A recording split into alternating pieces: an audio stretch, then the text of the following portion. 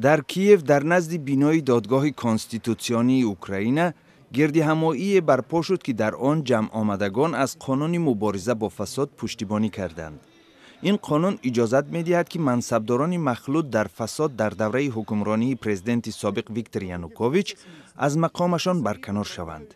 این قانون را 47 وکیل مردمی به دادگاه کنستیتوسیونی فرستادند تا نظر خود را درباره موافقت آن به سرقانون کشور ابراز نماید. قانون مذکور که ماه سپتامبر گذشته تصویب شده است، اجازت می‌دهد که تا 1 میلیون نفر از کار اخراج شوند.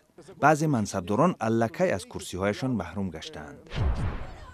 در کابل گردهمایی دایر شد که در آن حاضرین حکومت افغانستان را با عملهای ناکفایه در تحکیم امنیت کشور ایبدار کردند.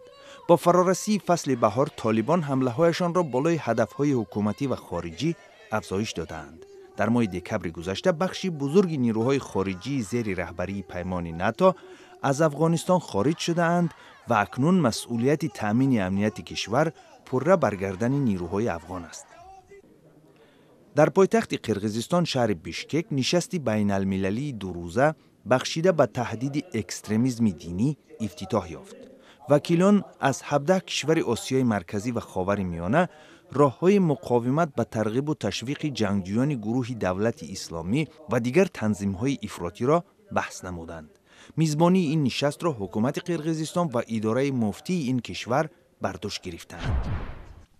در شهر شمال و غربی بنوی پاکستان پیران قبیله داور شمال وزیرستان جلسه بخشیده به بازگشت مردم در داخل هجرت نموده دایر کردند. بازگردان آنها ماه مارس آغاز یافته بود، ولی پیران میگویند مردم قبیله های آنها تا حال به منطقه هایی که از جنگجویان پاککاری شده اند برنگشتند.